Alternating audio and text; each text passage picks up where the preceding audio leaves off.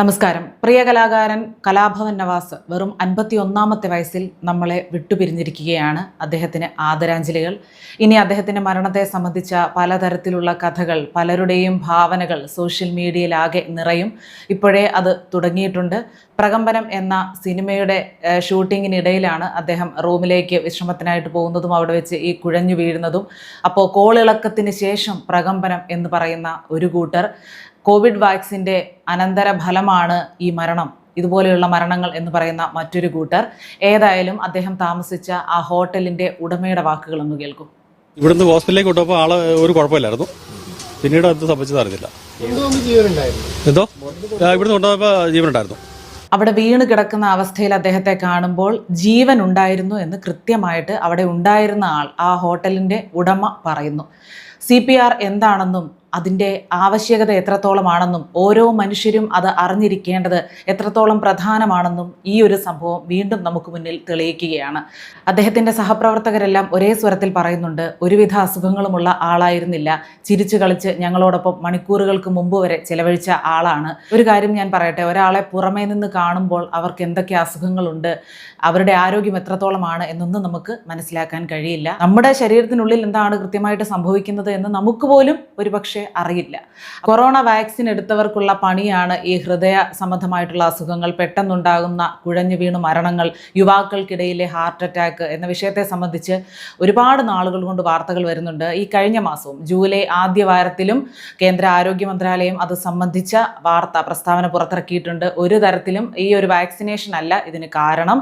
അത് നമ്മുടെ ICMR-ഉം NCDC-യും ഒക്കെ ചേർന്ന് നടത്തിയ പഠനത്തിൻ്റെ അടിസ്ഥാനത്തിലാണ് പുറത്തുവിട്ടത്. പിന്നെ എന്തുകൊണ്ടാണ് രാജ്യത്ത് യുവാക്കളിൽ ഹൃദയാഘാതം അല്ലെങ്കിൽ ഹൃദയ സംബന്ധമായിട്ടുള്ള അസുഖങ്ങൾ വർദ്ധിക്കുന്നതും അതുമൂലം മരണപ്പെടുന്നതും എന്ന് അറിയാൻ വേണ്ടി പല ഏജൻസികളും പഠനം നടത്തുന്നുണ്ട്. പക്ഷെ ഒരു കാര്യം സത്യമാണ്, കൊറോണ പിടിപെട്ട ആളുകളിൽ, അത് ഒരുമാതിരിപ്പെട്ടവർക്കെല്ലാം കൊറോണ വന്നു, അതിൽ തന്നെ ആ രോഗം അതിസങ്കീർണമായിട്ടുള്ള ആളുകളിൽ പിന്നീട് പലതരത്തിലുള്ള ആരോഗ്യ പ്രശ്നങ്ങൾ ഉണ്ടാകുന്നുണ്ട്. നമ്മുടെ പ്രതിരോധ ശേഷിയും അത് ബാധിച്ചിട്ടുണ്ട്. അത് വാക്സിൻ്റെ പ്രശ്നമല്ല, ആ വൈറസിൻ്റെ പ്രശ്നമാണ്. വളരെ പ്രധാനപ്പെട്ട ഒരു കാര്യം, നമ്മൾ CPR-നെ കുറിച്ച് അറിഞ്ഞിരിക്കുക എന്നുള്ളതാണ്. കഴിഞ്ഞ ദിവസവും ഞാൻ ഷോർട്ട് വീഡിയോ ആയിട്ട് ഇട്ടായിരുന്നു. നമുക്കൊപ്പമുള്ള ഒരാൾ പെട്ടെന്ന് കുഴഞ്ഞു വീഴുകയാണെങ്കിൽ എന്താണ് ചെയ്യേണ്ടതെന്ന് നമ്മൾ അറിഞ്ഞിരിക്കണം. ആശുപത്രിയിലേക്ക് കൊണ്ടുപോകുന്നതിന് മുമ്പ് ചില പ്രഥമ ശുശ്രൂഷകളൊക്കെ പ്രയോഗിക്കാൻ കഴിഞ്ഞാൽ നമുക്ക് വിലപ്പെട്ട ഒരു ജീവൻ രക്ഷിക്കാനാകും. ഇപ്പോൾ തന്നെ ആ ഹോട്ടലിൻ്റെ ഉടമ പറയുന്നത് കേട്ടപ്പോൾ നമ്മുടെ മനസ്സ് പിടയുകയാണ്. ആരെങ്കിലും ഒരാളൊന്ന് CPR കൊടുത്തിരുന്നെങ്കിൽ ഒരുപക്ഷെ, അല്ലെങ്കിൽ 90% നവാസ് നമ്മളോടൊപ്പം ഉണ്ടായേനെ. പ്രത്യേകിച്ച് മറ്റ് ആരോഗ്യ പ്രശ്നങ്ങളൊന്നും ഇല്ലാത്ത ആളാണെങ്കിൽ അദ്ദേഹം ഉണ്ടായേനെ. അപ്പോൾ നമ്മുടെ ജീവിത രീതിയൊക്കെ മാറിയതനുസരിച്ച് ഹൃദയസ്തംഭനം പോലെയുള്ള സംഭവങ്ങൾ ഇന്ന് സർവ്വസാധാരണമായി മാറിയിരിക്കുന്നു. അതിന് പ്രായമൊന്നും ഇപ്പോൾ ഇല്ല.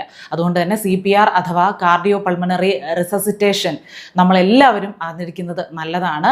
ഹൃദയസ്തംഭനം ഉണ്ടാകുന്നത് മൂലം നമ്മുടെ വിവിധ അവയവങ്ങളിലേക്കുള്ള രക്തത്തിൻ്റെ ഒഴുക്ക് നിലയ്ക്കുകയാണ്, ബ്ലോക്ക് ആകുകയാണ്. ഇങ്ങനെ സംഭവിച്ചാൽ ഏതാണ്ട് 5 മിനിറ്റ് മുതൽ 8 മിനിറ്റിനുള്ളിൽ തന്നെ തലച്ചോറിലേക്കുള്ള രക്തപ്രവാഹവും നിലയ്ക്കും. ഈ അവസ്ഥയ്ക്ക് മസ്തിഷ്ക മരണമെന്നാണ് പറയുന്നത്.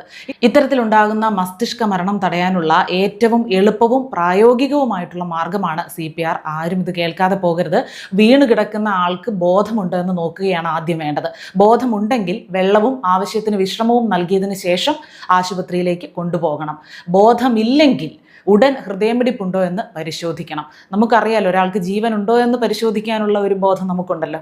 അതുമില്ലെങ്കിൽ പെട്ടെന്ന് തന്നെ CPR ചെയ്യാൻ തുടങ്ങുക. ശരീരത്തിൽ എവിടെയെങ്കിലും CPR ചെയ്യാനാവില്ല. ഹൃദയവുമായി ബന്ധപ്പെട്ടുള്ളതിനാൽ നെഞ്ചുഭാഗത്താണ് CPR ചെയ്യുന്നത്. കൃത്യമായി പറഞ്ഞാൽ മൂക്കിൻ്റെ താഴേക്കുള്ള നേർരേഖയും 2 മുലക്കണ്ണും ചേർത്ത് വയ്ക്കുന്ന സാങ്കല്പികമായൊരു നേർരേഖയും സന്ധിക്കുന്ന ബിന്ദുവിലാണ് CPR ചെയ്യേണ്ടത്. അതായത് നെഞ്ചിൻ്റെ കൃത്യം നടുക്ക്. 2 കൈകളും വിരലുകൾ കൊണ്ട് പിണച്ചു വെച്ചതിന് ശേഷം ശക്തിയായി അമർത്തണം. 5 മുതൽ 7 സെൻറ്റിമീറ്റർ താഴ്ചയിലാവണം അമർത്തേണ്ടത്. ഇത് ചെയ്യുമ്പോൾ നമ്മുടെ ഷോൾഡറുകൾ CPR ചെയ്യുന്ന ശരീരത്തിൻ്റെ 90 ഡിഗ്രിയിൽ തന്നെ നിലനിർത്തുകയും മുട്ടുകൾ മടക്കാതെ ഇരിക്കുകയും വേണം. 30 തവണ ഇങ്ങനെ അമർത്തിയതിന് ശേഷം വായിലൂടെ 2 തവണ കൃത്രിമ ശ്വാസോച്ഛ്വാസം നൽകുക. കൃത്രിമ ശ്വാസോച്ഛ്വാസം നൽകുമ്പോൾ ചില കാര്യങ്ങൾ ശ്രദ്ധിക്കണം. അബോധാവസ്ഥയിലാവുമ്പോൾ ഒരാളുടെ നാവ് പിന്നോട്ട് വന്ന് തൊണ്ടയടയുവാൻ സാധ്യതയുണ്ട്.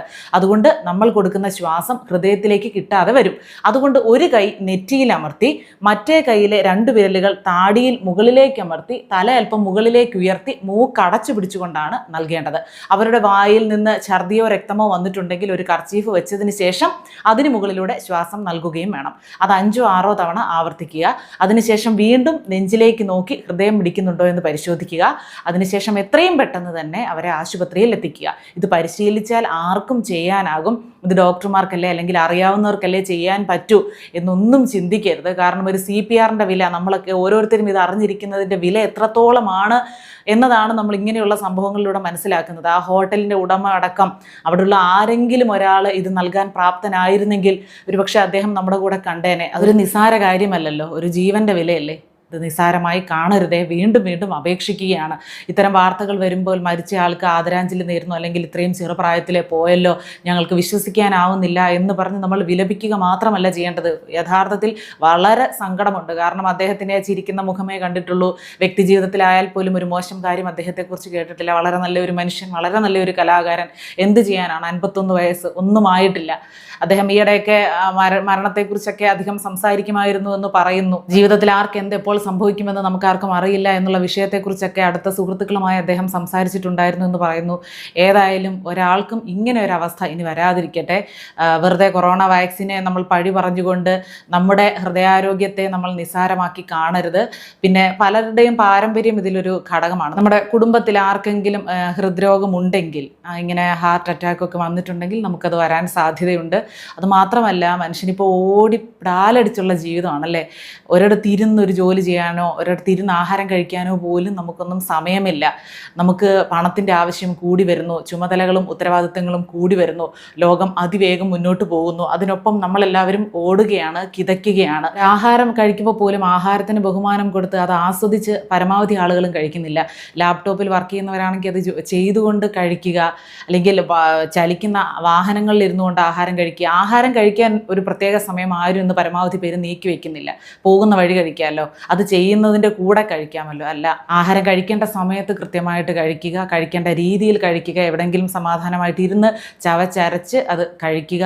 അതുപോലെ തന്നെ സ്ട്രെസ്സ് ഒരു പരിധിവരെ നമ്മളെയൊക്കെ വലിയ രീതിയിൽ ബാധിക്കുന്നുണ്ട്. അത്രത്തോളം സ്ട്രെസ്സിലേക്ക് പോകാതിരിക്കുക. എന്ത് കാര്യമാണോ നമ്മളെ സന്തോഷമുള്ളതാക്കി വെക്കുന്നത് ആ കാര്യത്തിന് വേണ്ടി സമയം കണ്ടെത്തുക. നമ്മുടെ ജീവൻ നഷ്ടപ്പെടുത്തിയിട്ട് എന്തെങ്കിലും നേടിയിട്ട് കാര്യമുണ്ടോ?